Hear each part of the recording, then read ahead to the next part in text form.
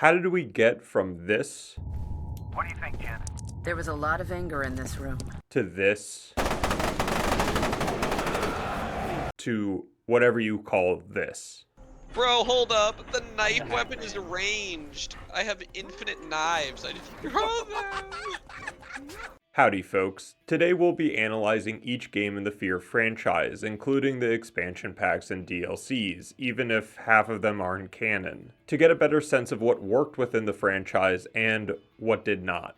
To do this, we'll discuss the gameplay mechanics, environmental aesthetics, and most of all, the erosion of the overall narrative. The original F.E.A.R was an exceptional game on its debut more than 20 years ago, showcasing stunning graphics with an advanced lighting system, intense gameplay bolstered by immersive AI enemies, a well-designed soundscape for paranormal encounters intertwined with action scenes, and maybe the most important aspect, how it conveyed horror through atmosphere and subtlety. Okay, maybe it wasn't always subtle, but what the folks achieved at Monolith Productions was special. There are only a few games that incorporate visceral gunfights, heart-stopping horror, and a mysterious story so well. Sadly, all that praise is mostly directed at the original title, because the next two iterations failed to deliver on what the first game accomplished. Not just in terms of gameplay and atmosphere, but as a cohesive franchise. The first game starts out with the introduction of the F.E.A.R unit, or First Encounter Assault Recon, which was founded to combat paranormal threats to national security. Those paranormal threats are quickly revealed to be some childlike apparition telling this man to kill them all, and apparently, he's a cannibal. We also get a mysterious phone call to an unnamed senator about a Project Origin and how the dude we just saw having scientist a la mode for breakfast has taken command of some sort of prototype army. Obviously, we don't have a lot of context to know what's going on, but luckily the next scene explains the premise. ATC, or Armacam Technology Corporation, is a military contractor who dabbles in aerospace research and developing a highly efficient clone army with a psychic commander. Yeah, those two go hand in hand. Unfortunately for this top secret project, Fettel, the guy who we saw munching on humans, is one of those commanders and has gone rogue, taking control of the replicas as they're called in-game. Even though Fettel has a battalion of super soldiers under his telepathic control, Armacam has a tracker in his head. If we could take him out, the replicas would deactivate. Easier said than done. Now, we play the Point Man, who just transferred to F.E.A.R last week, but because of our off-the-chart reflexes and test scores, Command is confident in our abilities, but there is more to our character than combat readiness. It seems like Fettel and the Point Man have some connection because we get this dreamlike sequence of the psychic commander asking us, "What's the first thing you remember?" followed by a woman screaming and this random guy saying we'll be a god amongst men. Even though the beginning of the game is mysterious to the point of a bit confusing for someone new, it all pays off, so don't worry. Command has tracked Fettel to an abandoned building and the team will try to corner him before replicas can move into the area. Already the atmosphere is enthralling. The music is creepy, and there is something very wrong with this abandoned area called Auburn. Why'd you bring me back?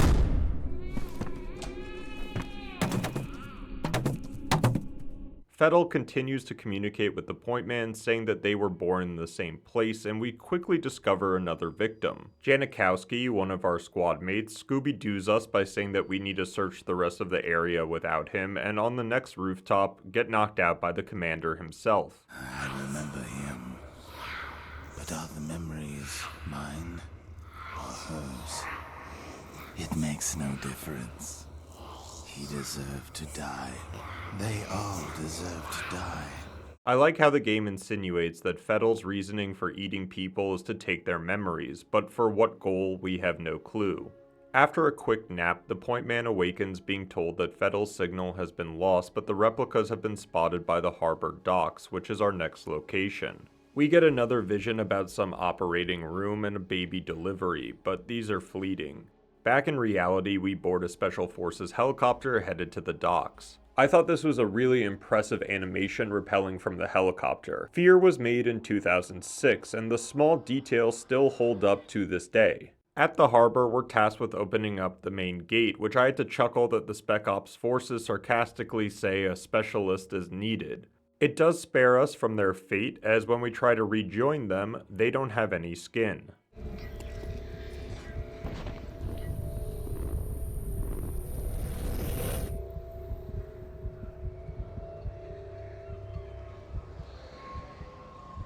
I think we're dealing with more than a clone army here, and this tiny girl from the opening cutscene has something to do with all of this. Our new directive is to rendezvous with Janikowski, who's on the other side of the facility, but to get to him we'll need to deal with the replicas and get our first taste of combat. F.E.A.R's combat system is fantastic for a couple of reasons. The first is that they weren't kidding about the point man's reflexes.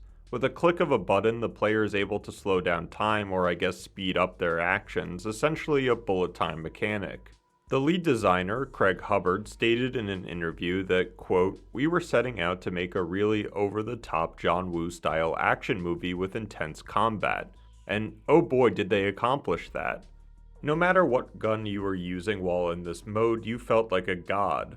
Wait, isn't that what that dude in the glasses said to us? Regardless, it's not just the fact that you can take out multiple replicas before they get a shot off, but the visualization of it.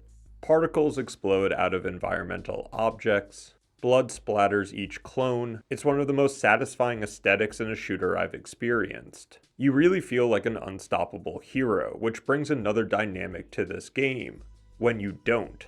In addition to this action-oriented concept, the developers wanted to evoke a psychological horror aspect specifically influenced by Japanese horror, citing films like Ringu, The Grudge, and Darkwater. These points in the game, ranging from random bodies falling from above you or what we just saw at the main gate, take away that feeling of dominance that the reflex power gives the player. No matter how physically strong you are, there are going to be lots of moments during this game where you feel helpless, and that's a great thing. In another interview, Hubbard explains the team wanted to achieve a subtle and cerebral type of dread, emphasizing suspense in the shadows, believing that a scare works best when the player isn't expecting it, and it sure does.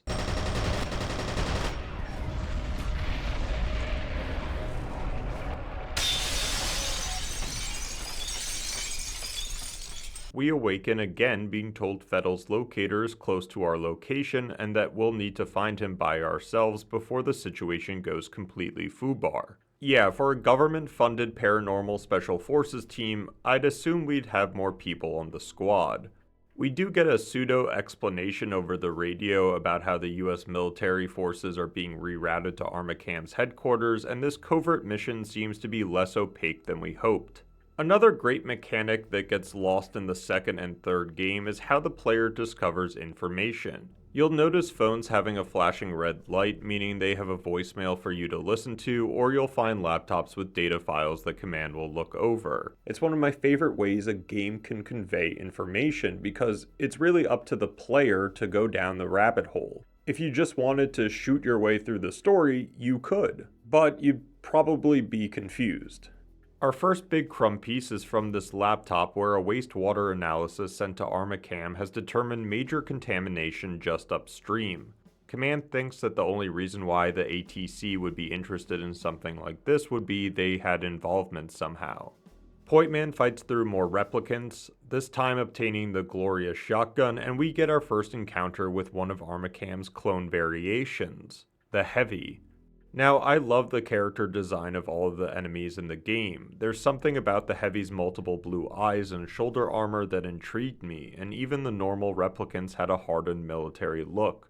Sadly, this all goes away for the next games, but I'm jumping ahead a little bit. We get our next vision, or whatever you want to call them, of Fettel interrogating an ATC researcher. He's asking about someone named Alma, and that he wants to know where she's buried, but that's all we get. Now, if I stopped to show every creepy hallucination, I think we'd be here all day. But it is important to know Pointman is seeing some shit. The operation at Armacam headquarters is sounding bad as the commander has requested F.E.A.R's help with the situation. It also seems like the replicants are retreating out of the harbor facility and our command thinks Fettel might be headed ATC's way.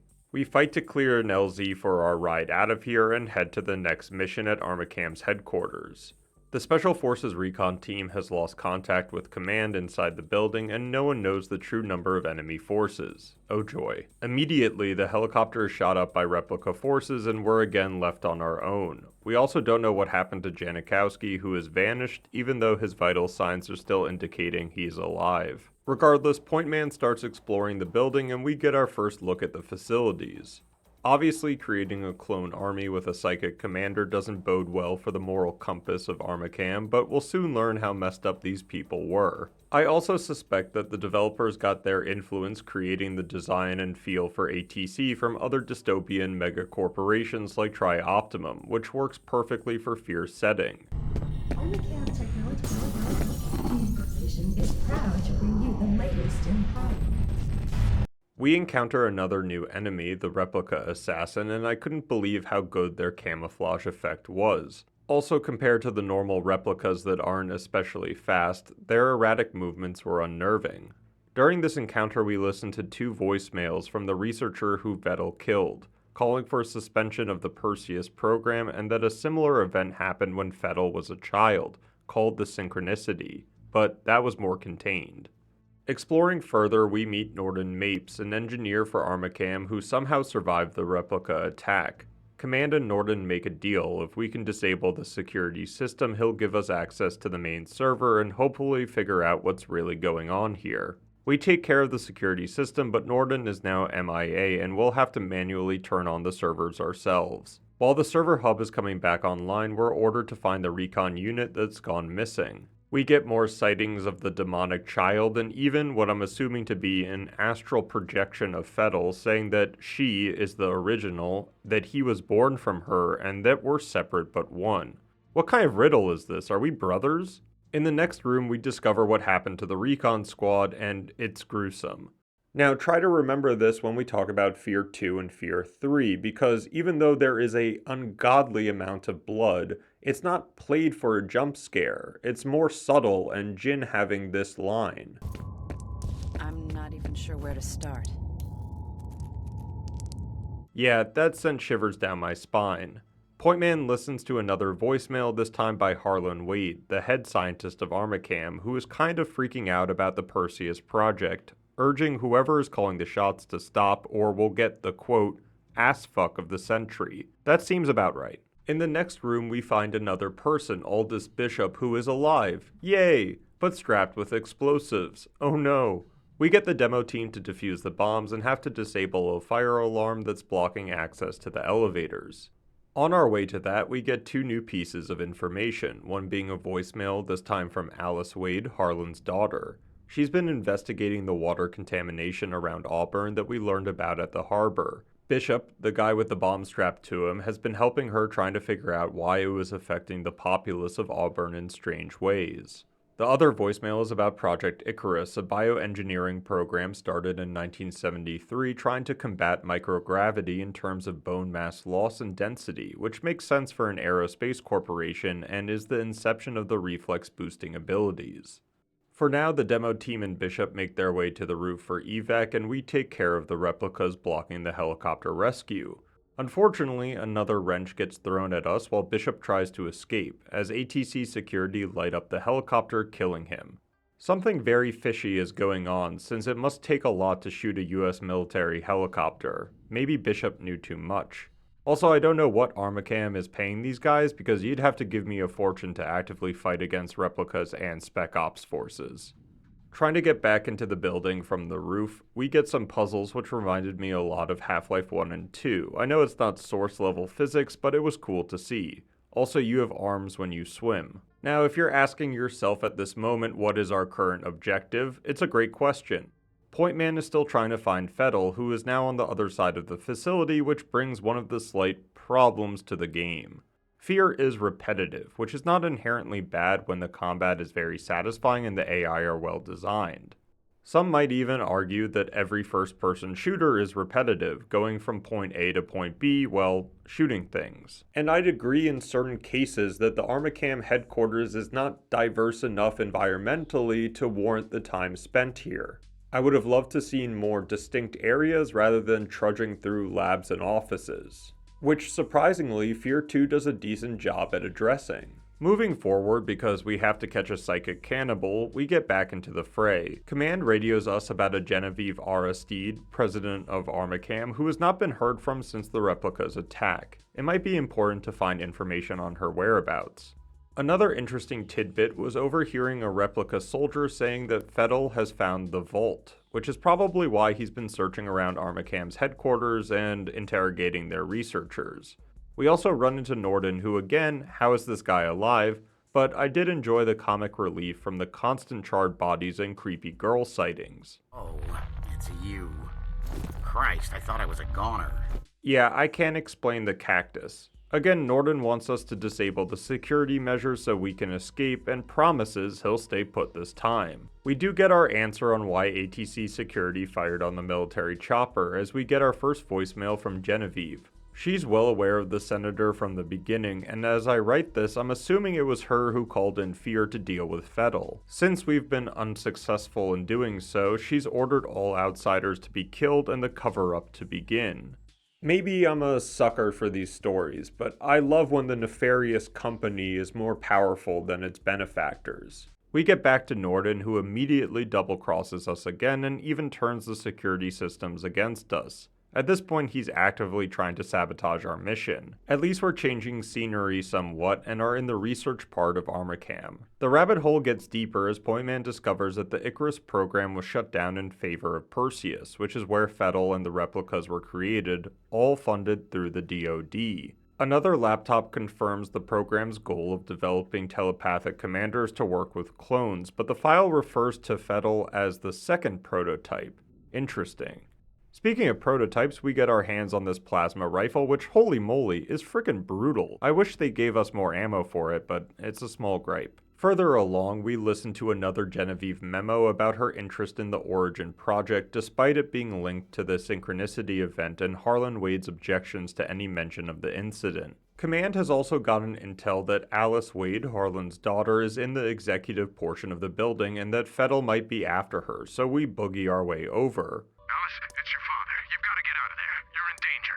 Get to my office and find my laptop. There's a text file called Proteus. Hurry. Yeah, she might be in trouble. There is definitely no love lost between Genevieve and Harlan. We get the information that Genevieve was the one who opened this mysterious vault, the one the replicas were saying Fettel was after, and possibly caused this whole fiasco. Pointman eventually reaches Alice, who quickly mentions that she needs to find her father, who is in some secret facility, and his laptop has the passcodes for entry. Why is he there? Again, great question. And it's immediately answered by another voicemail, saying that Harlan is the only one who knows how to destroy the vault.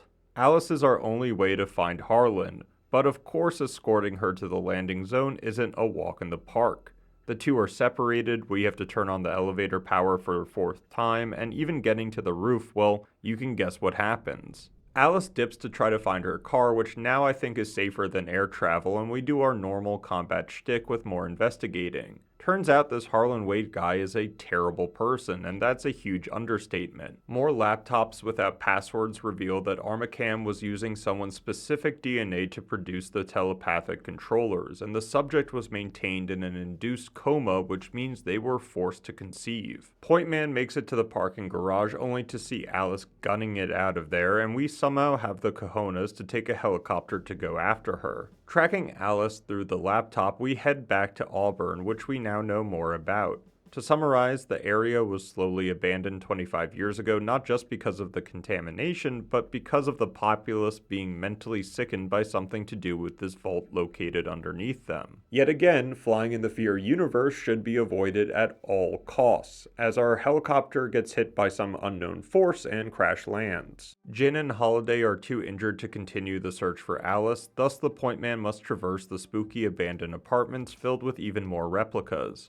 Even though this section was pretty consistent with what we've previously experienced, there was a neat detail that kind of blew me away. We haven't talked about the RoboCop mechs yet, but by this time in the game you fought a few. This was a well-designed close quarters fight, not just because of the contrast to the bigger arenas in Armacam's HQ, but they can go through walls. Even though it's not technically destructible cover because it's scripted, I thought it was a great touch. Another great touch within this level is the environmental aesthetic. At first we got similar corridors in Office Space, but now we're seeing where all the DoD money goes. Having a highly classified underground research facility concealed in an abandoned neighborhood with a gigantic vault door just does something for me. After some more shooting and hallucinations, Point Man finally makes it to the entrance elevator and the descent begins. We find none other than Norden trying to wipe the data banks for Genevieve. Another chase ensues, culminating in Harlan shooting Norden and entering Vault 1, locking himself inside.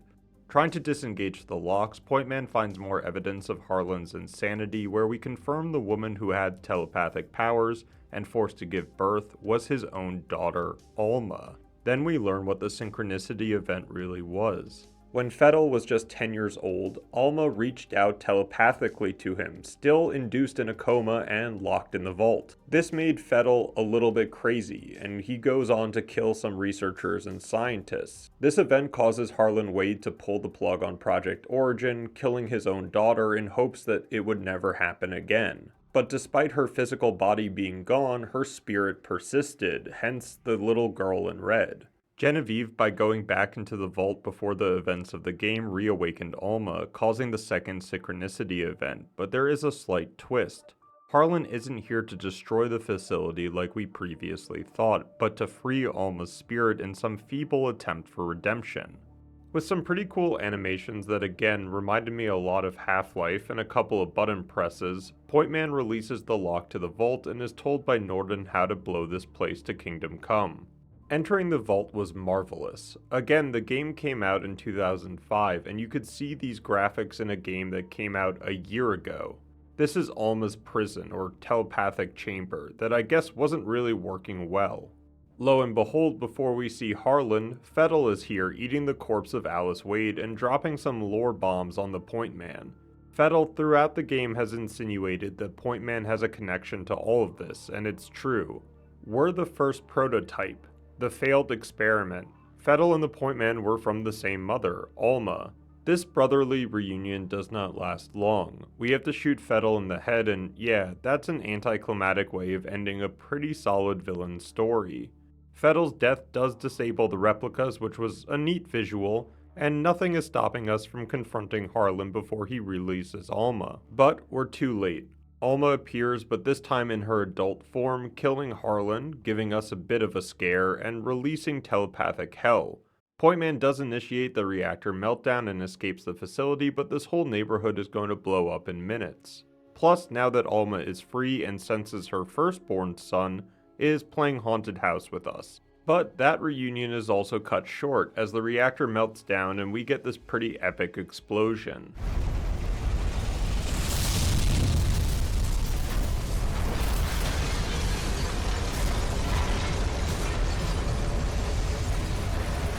We do get this quick little epilogue showing the aftermath. Jin and Holiday are somehow alive and somehow found Point Man. Damn, I'm saying somehow a lot. But Mama's not letting go easily. What about Alma? What happened to her? What was that sound? And that's F.E.A.R. From the atmosphere to the gameplay, music to the story, everything worked cohesively. Regardless of the ending feeling a bit unfulfilling with Fettel's quick death, I thought all the foundational elements Monolith Productions aspired to came together beautifully. It just had the right balance of horror, action, and intrigue that made my 7-hour experience enjoyable. They also created a great setup for the next game. Alma is free, F.E.A.R. is splintered, and I think the US government might not like Armacam going rogue. I just wanted to know more. Well, this is where the cohesive narrative binding starts to erode, and we'll need some contextual backstory for it. Only 7 months after F.E.A.R.'s debut, the first expansion was announced, Extraction Point. The problem with this was Monolith Productions was not part of any of its development. The reason was Monolith was bought by Warner Brothers, who now own the rights to the IP and characters, but Vivendi Games still owned the name F.E.A.R. Vivendi, wanting to cash in on the success of the first game, used Timegate Studios as a developer, but at the same time, Monolith was making their own sequel that just couldn't be called F.E.A.R., even though it was supposed to follow the events of the first game. Monolith Productions was aware of where Timegate wanted to bring the story, apparently even giving their blessing to the new studio. However, after the last expansion was released, Project Perseus, Monolith did a 180 stating that, quote, "We decided to treat it as if it were a what if." So what we're quickly going to talk about right now has no bearing on the canon story. And despite lackluster reviews for Extraction Point and Perseus Mandate, I kind of enjoyed them. And I thought there were a couple of things that I should highlight. This will make more sense when we talk about F.E.A.R 2, but Extraction Point lets you continue the story of Point Man. Yeah, our main character from the first game. Wild, isn't it? Jin, Holiday, and Point Man have survived the helicopter crash, but Auburn has seen better days. Also, this game would not run in my native resolution, so if it looks stretched, that's why. Timegate read a lot of the criticism F.E.A.R 1 garnered, specifically to the repetitive environments. Off the bat, you can see their attempt to rectify this. The Auburn buildings are expanded, more expansive arenas, and they still hate air travel. Now remember, none of this story is canon, but it's fun to cover. With Fettel's death, the replicas are still disabled, but I think Timegate knew that he was too good of a villain to let go. Or what else would we be fighting with? So 10 minutes into the expansion, Fettel appears. I know it doesn't make sense. Not much does anymore. Yeah, I agree with you there. The replicas are back. Fettel, I'm assuming, is like Alma, where his physical body is dead but his spirit lives on, and Alma continues her theatrics. We get some more gadgets to play around, like these mini turrets that were great for defensive portions, and we also get one of the most horrifying sequences in the whole franchise. I was genuinely shaking.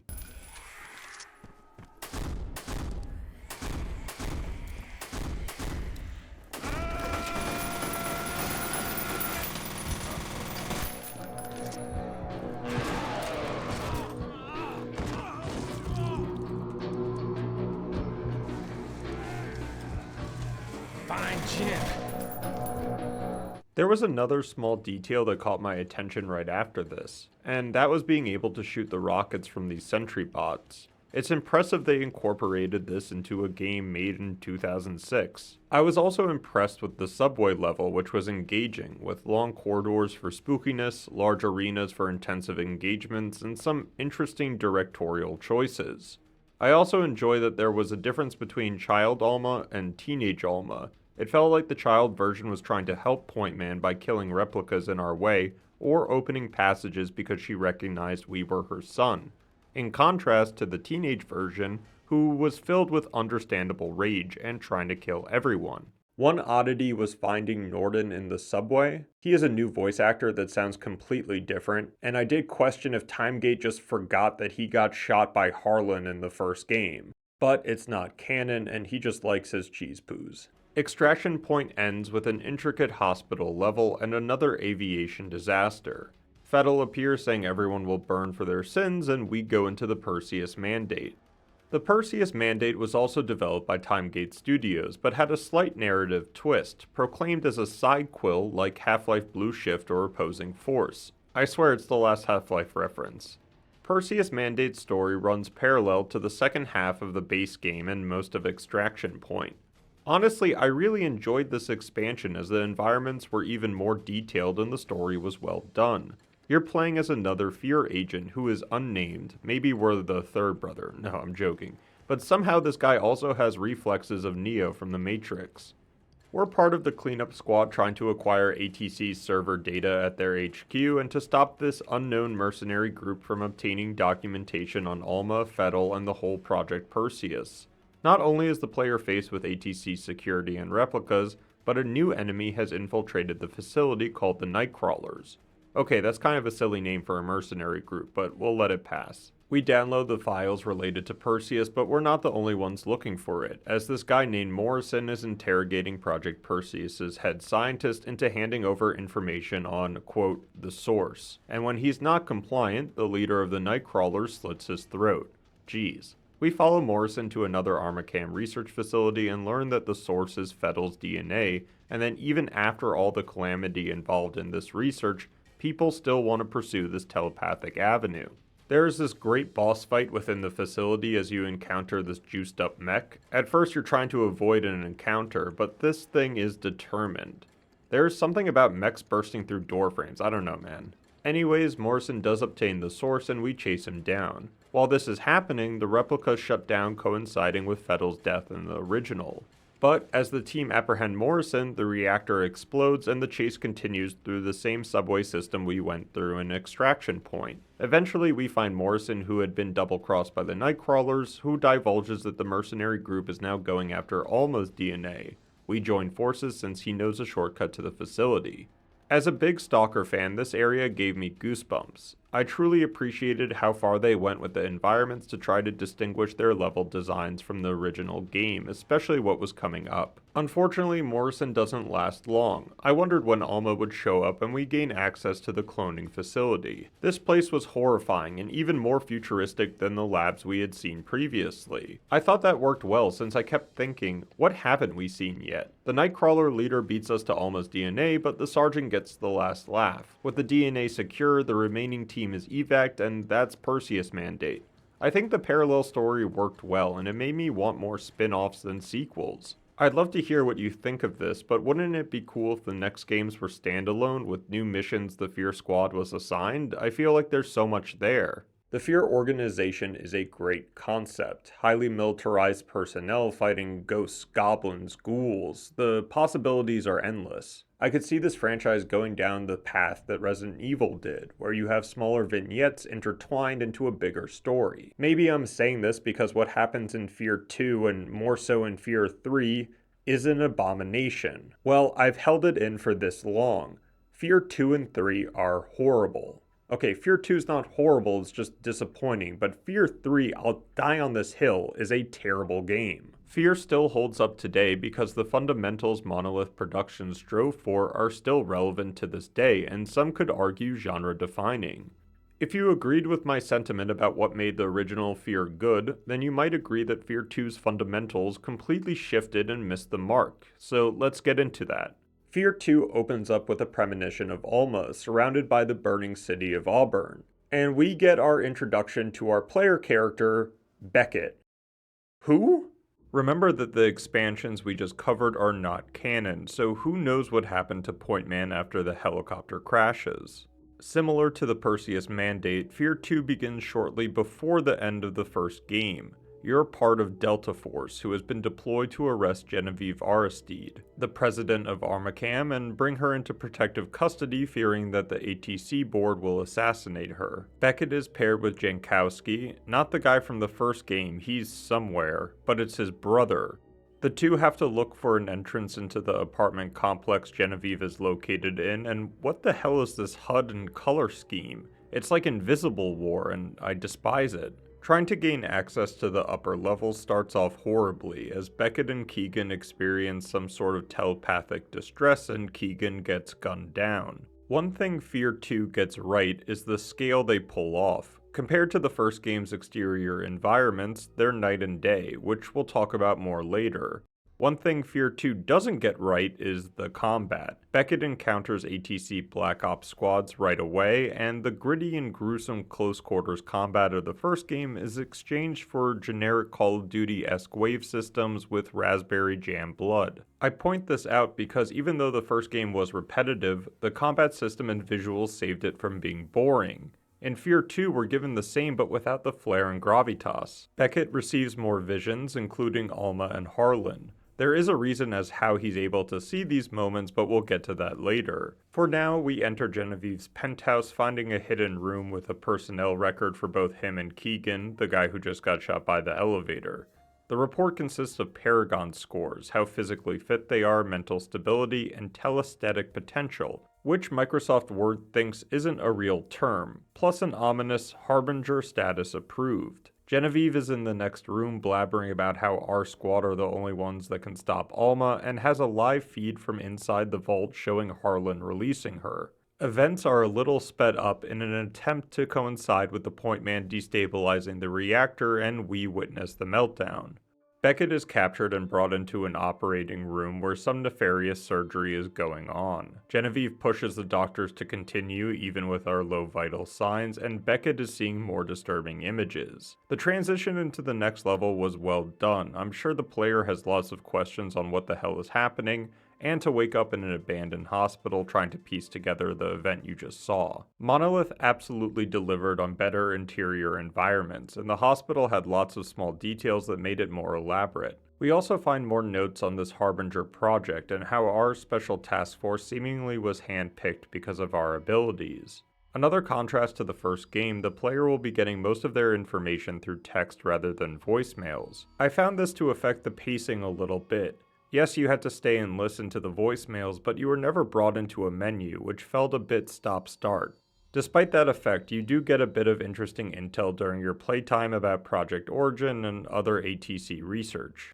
Anyways, wherever this hospital is located, ATC Black Ops are hunting everyone down, including our squad. I enjoyed this sequence without a weapon because it brought me back to that vulnerability factor from the first game, but without the paranormal, at least for now. Beckett spots Genevieve walking around mumbling about the lengths the board will go to try to cover this whole mess up, and we also receive a call from an unknown person claiming we're stepping into an ambush.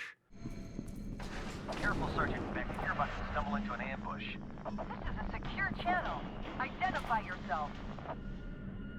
He must be monitoring us on the security cameras. Yeah, the voice acting isn't great. Our next objective is to find Lieutenant Stokes, who is with Genevieve. I thought this was a bit weird that Stokes hadn't detained her, even trusting her to get us out of the hospital. Our original mission was to take her in. Regardless, Beckett meets the two and immediately goes into this mysterious chamber despite not knowing what it will do. Stokes even questions if this thing will sterilize him after he's entered it. ATC forces interrupt whatever is going on, and then tentacles start appearing, which was an interesting choice. Beckett gets another vision of child Alma, and then we're awakened by this dude. Good morning, Chickpea. You must be part of Project Harbinger. Only way to explain why Aristide would have brought you here. Commander, we spotted him heading for the main entrance. Roger that. On my way. Don't let them escape. If you're wondering what the hell is going on, not 2 rooms later, this conveniently placed intel explains it. The chamber we used was a TAC, or telesthetic attunement chamber. Funnily enough, it attunes the subject's telesthetic signal to a specified target. Yeah, it's in the name. I wonder who they attuned us to.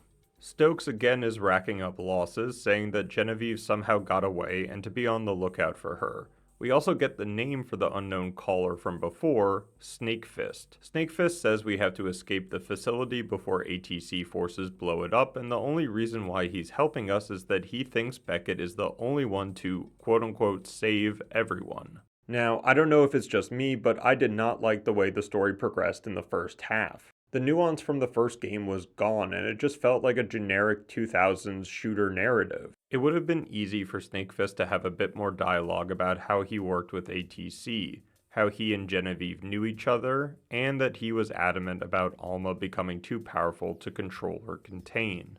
But these pretty important aspects of a semi-major character are put into the datanet text that you have to pause the game for. It also doesn't make a lot of sense for Beckett, who has no idea who Alma is or any of the backstory to what the game is presenting to the player. I guess the writers realized this because Snakefist has to explain that Alma is now hunting Beckett down because of the attunement, but when asked who Alma is, we only get this. Hey, Snakefist. Who the fuck is Alma anyway?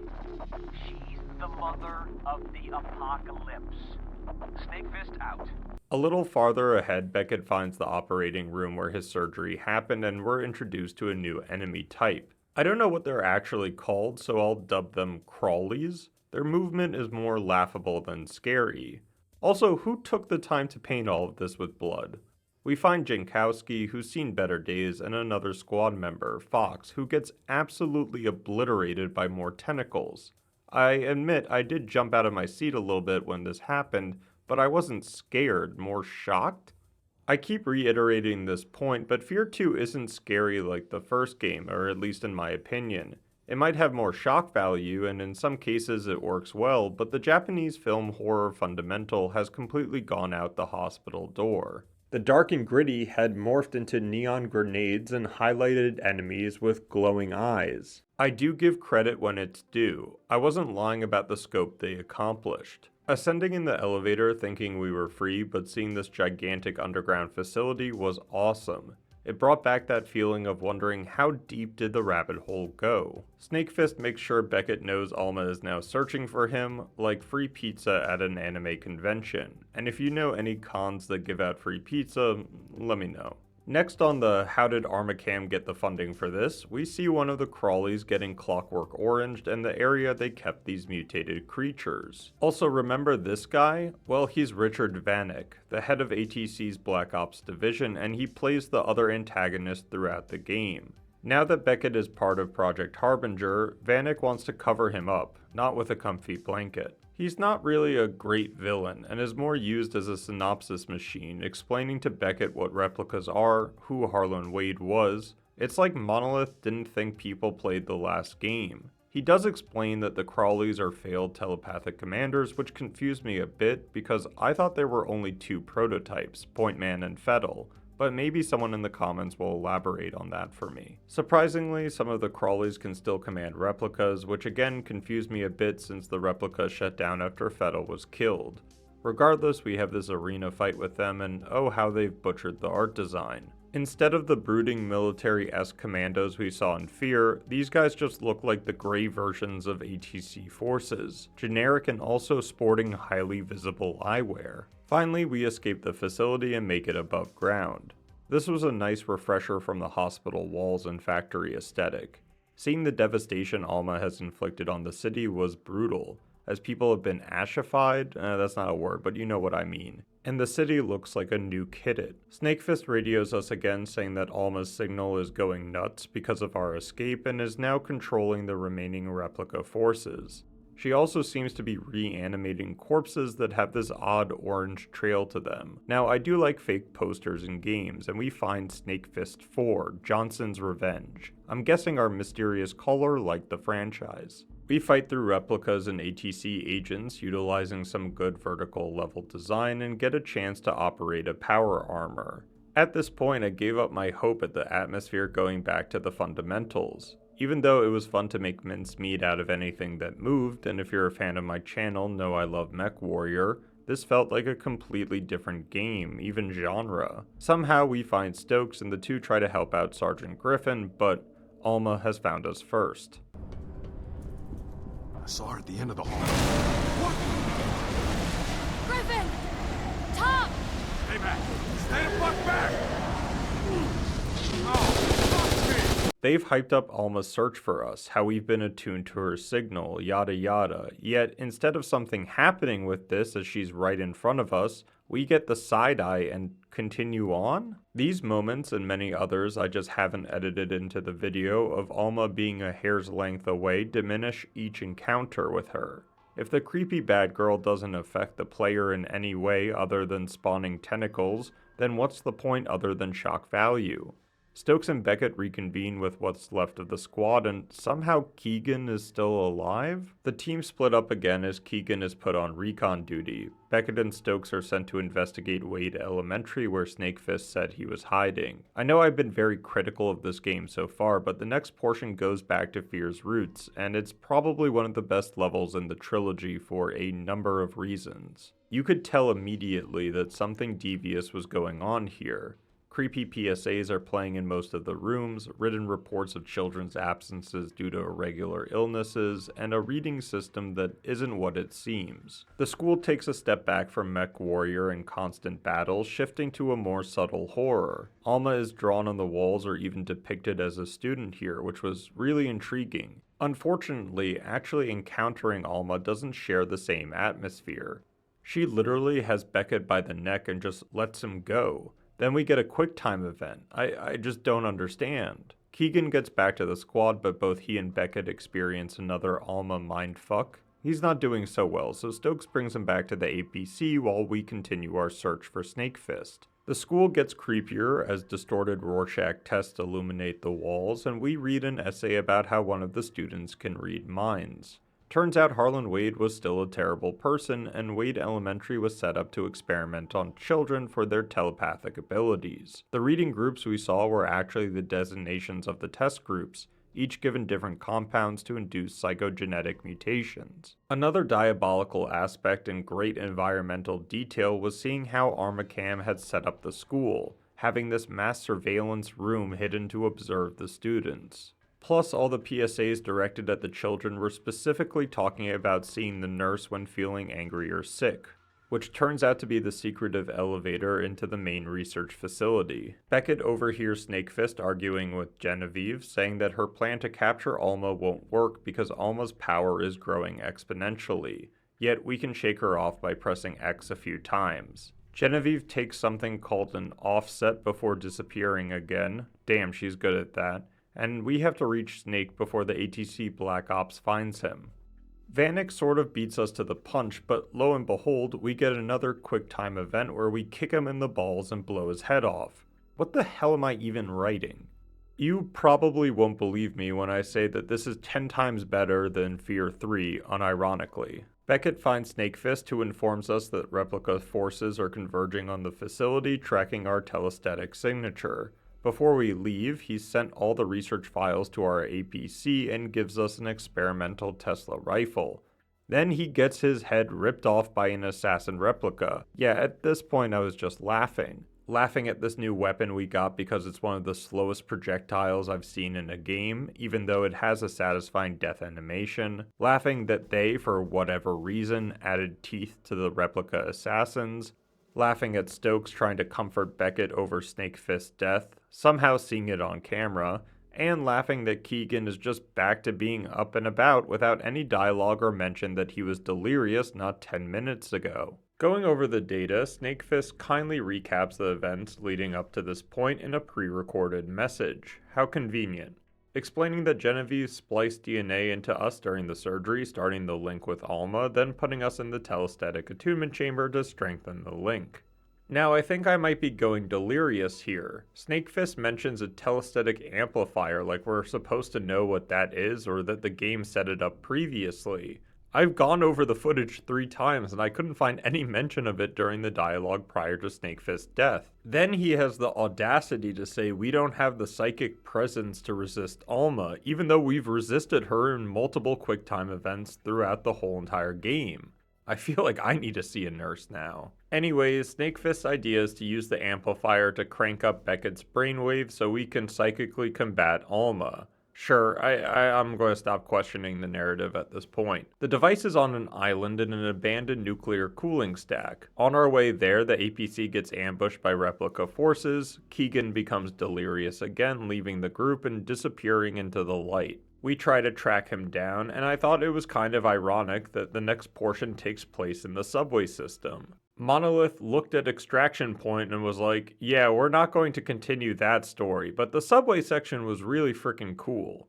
The next 45 minutes of gameplay is more shooting, more mechs, more psychic visions, which eventually leads to this pretty cool visual of a massive sinkhole the reactor's explosion caused. Obviously, the island is now inaccessible due to the gigantic crater, so Beckett must make his way through Armacam's, let me check my notes again, incredibly massive secret underground loop travel thingy. Yeah, I am losing my mind here. I did enjoy the aesthetics of the place, but like, the amount of maintenance and scale of this area just felt over the top, especially having the shootout leading to the island. Once on the island, there was this neat detail of seeing the actual location of Alma's swing set, the place where most of Beckett's visions have taken place. This is where Alma spent her childhood before being taken to the vault, and I did feel sorry for her horrifying ordeals. Somehow, and I know I'm saying somehow a lot in this video, the APC that was stuck in the metro not 10 minutes ago has gotten to the island, and is the catalyst for the final nail in the fundamental coffin of F.E.A.R being a horror game.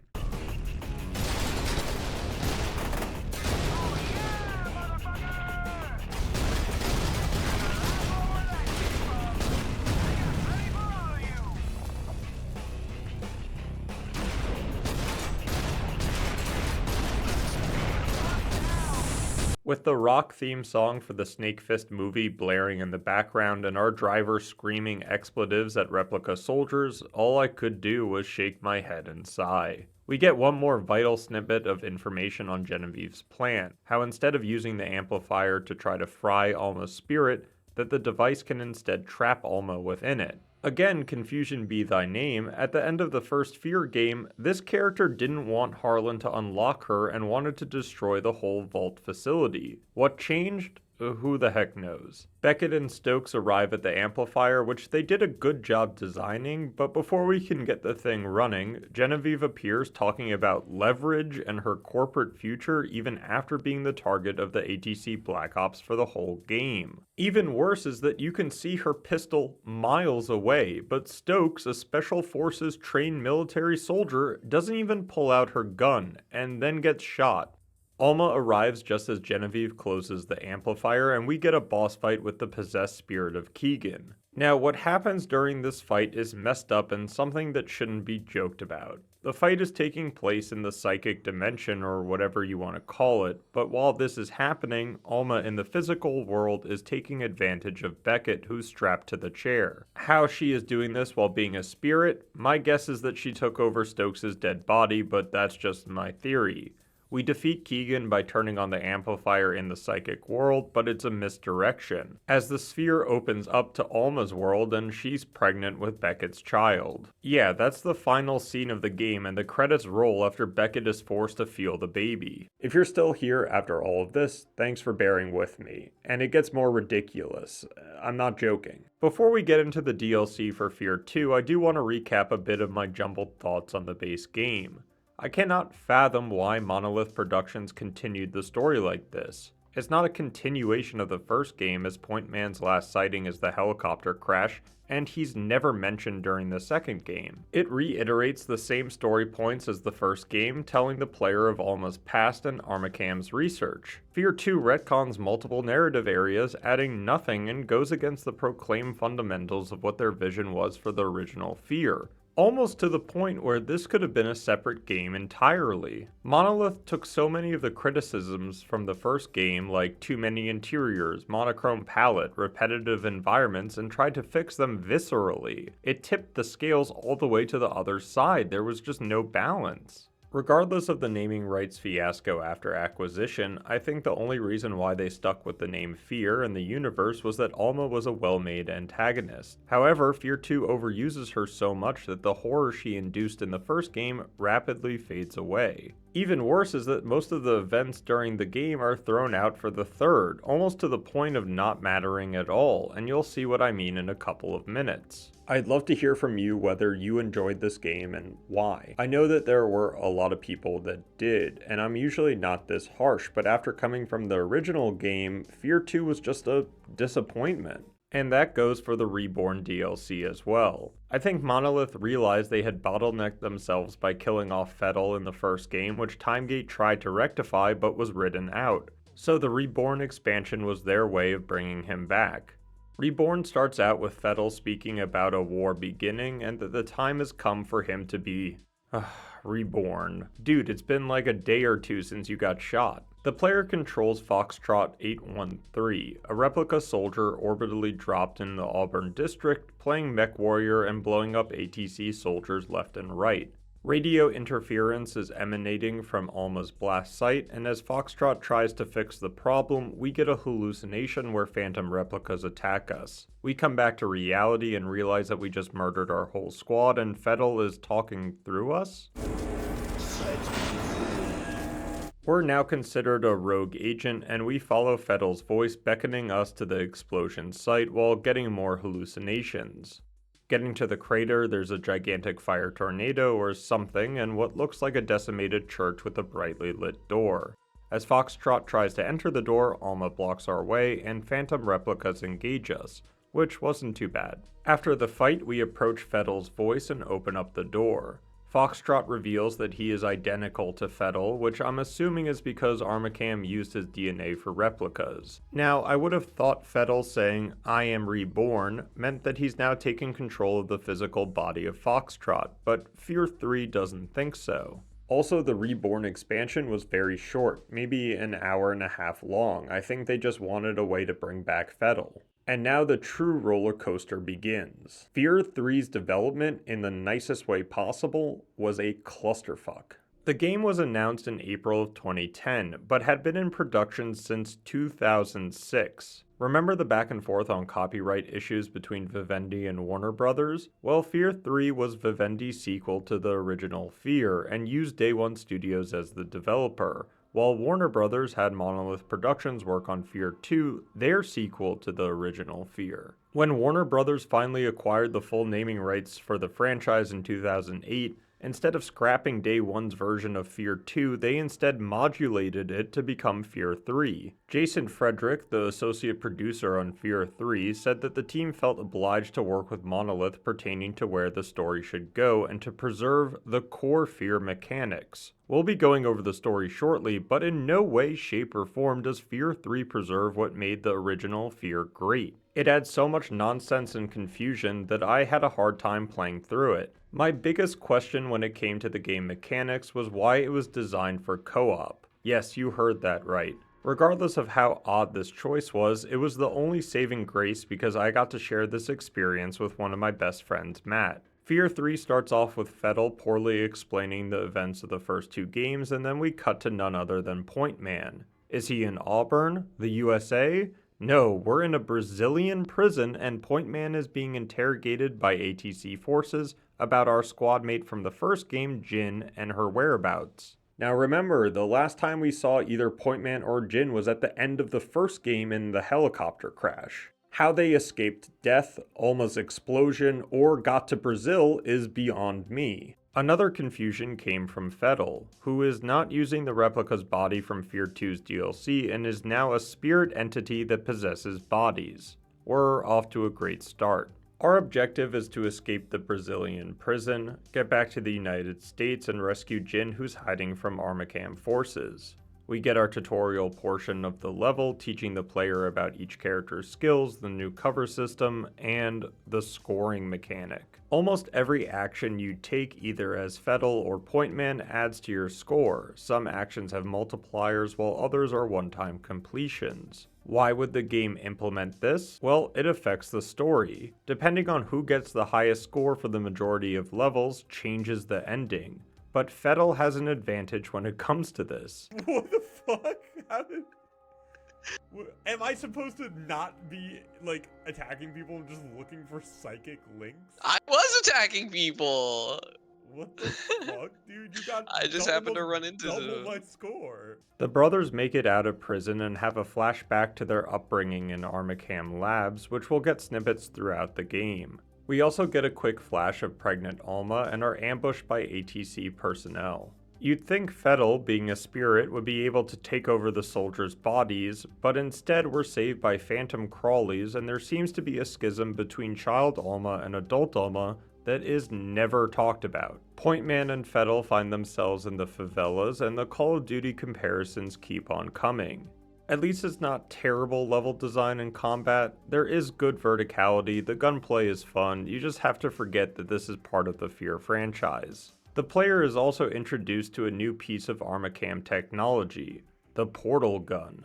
No questions. Point Man pulls a Commander Shepard with his leap onto an enemy helicopter and the brothers are coming home. It's difficult to tell a story when only one character speaks, so the game has to set up each mission with a short text brief to let the player know what's happening. It also makes the dialogue kind of comedic because the only response Point Man has is to look away grimacing or just punching people. You won't last a minute down there. If we don't get you, those freaks will. Again, air travel is highly condemned in the F.E.A.R universe, as our helicopter gets hit by some sort of EMP and crash lands in a Costco? Destruction. How? You don't have a physical body. How the fuck did you break this ladder? Listen, I apparently do have a physical body because I can get shot, so... That doesn't make sense. Within the store, the brothers encounter some sort of cult following Alma, consisting of axe-wielding psychos and bomb-strapped bombers. There's another sighting of adult Alma seemingly trying to catch child Alma, and then Harlan Wade talking to us in some psychic realm saying, "I can't let you find her." Fettel thinks that it's Alma's power corrupting people's minds, hence the cult members, and that something is happening in the heart of the city revolving around Alma's pregnancy. To get to the city, we'll need to go through the suburbs first, where ATC soldiers are trying to cover up the situation. It might just be me, but I feel like we've crossed over the threshold of having any of this contained. Jin contacts us again asking for assistance, and we get a fun little mech sequence heading to her. My favorite phrase of the video returns because somehow she has video footage of Beckett within the amplifier telling Armacam of Alma's pregnancy and them capturing him. Jin hypothesizes that the energy bursts are Alma's contractions and that we're running out of time to stop her. In the interlude between missions, the game says the brothers must get to Beckett if they hope to stop the birth, but I have no idea how he'll be able to help with that. Off camera, we make it to the city, but Jin is quickly captured by cultists, and Fairport is looking like the apocalypse with the demonic sinkholes opening up and a gigantic energy swarm above this tower. The brothers fight through more cultists, demonic crawlies, but arriving at the tower has the building toppling over. Fettel pushes Pointman aside, and Jin rescues us from the rubble.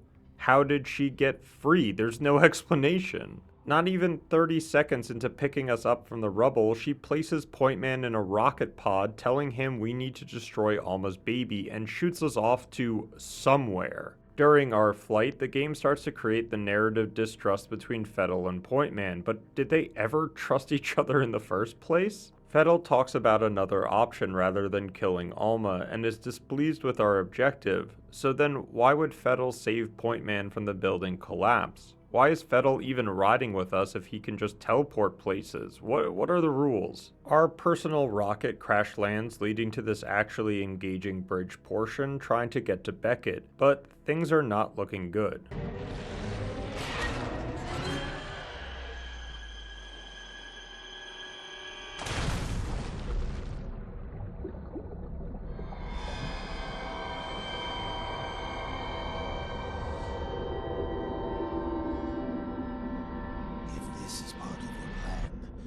Say things are going quite swimmingly. Wait, did we survive that? What's going on? ATC is trying to fly Beckett to some secure location for testing, I guess, but haven't departed the airport yet. The brothers, having survived whatever you want to call what we just witnessed, conveniently arrive at the Port Authority airport, which conveniently is still standing. The brothers find Beckett trapped in some psychic box, and maybe there would be some redeeming quality to all of this. Could Beckett have the secret to defeating Alma? Does he know something we don't? Well, without any protest from Pointman, he doesn't speak, but whatever, Fettel says this will kill him, possesses Beckett, confirms the child narrative, which I didn't think we needed to confirm, and then he blows up.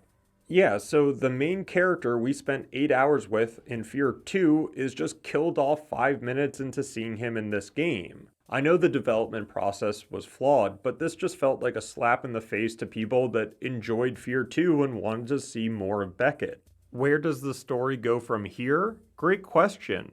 The game writes, before the family can reunite, the brothers must first destroy the memories of Harlan Wade. What?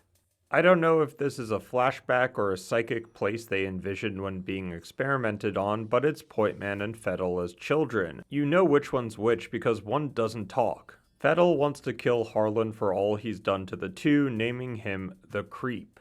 Then cut to their adult versions who are now physically in this abandoned building. But wait, I thought we were just at the airport and the sky was literally coming down and demonic spawn were spawning up. How did we get here? F.E.A.R 3 is a short game. I think it took maybe 5 hours to beat, and it felt like they could have added, I don't know, a better way to transition from level to level. Think about finding Jin in the suburbs and a split second later getting to the city. Then the bridge, how we were attacked by some bloody sea monster just to cut to us at the airport. And now Beckett dying at the airport, us having a flashback, and poof, we're here. Also, what happened to Jin, the person we were trying to save for the first portion of the game? Turns out that the ward, the name for this place, is where Pointman and Fettel grew up, and now we have to destroy our memories for some reason, leading up to a boss fight with Harlan Wade's spirit or memory? Whatever you want to call it, it's visualized as a demon. I'm at a loss for words.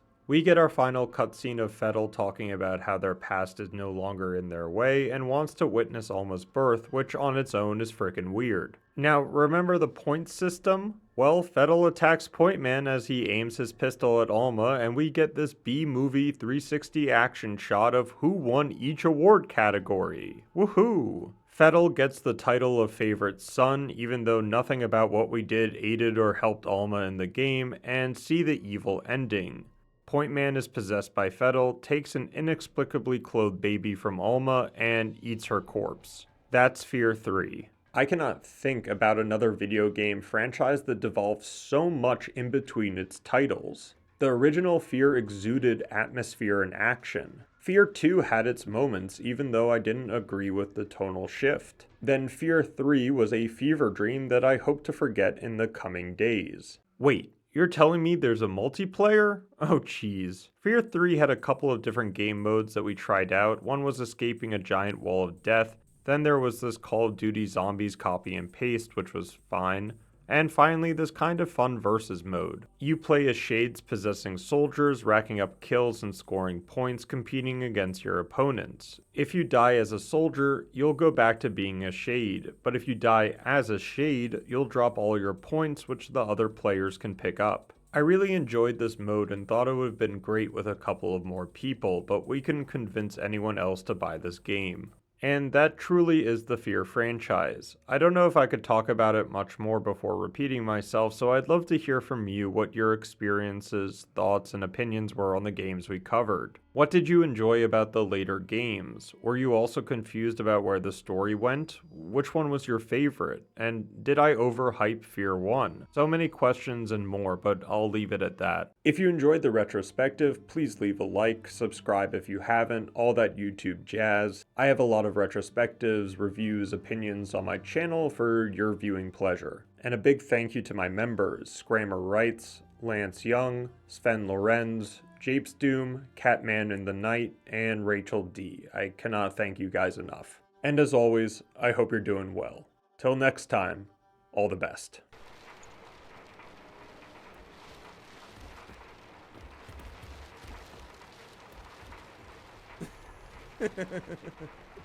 Oh, fantastic.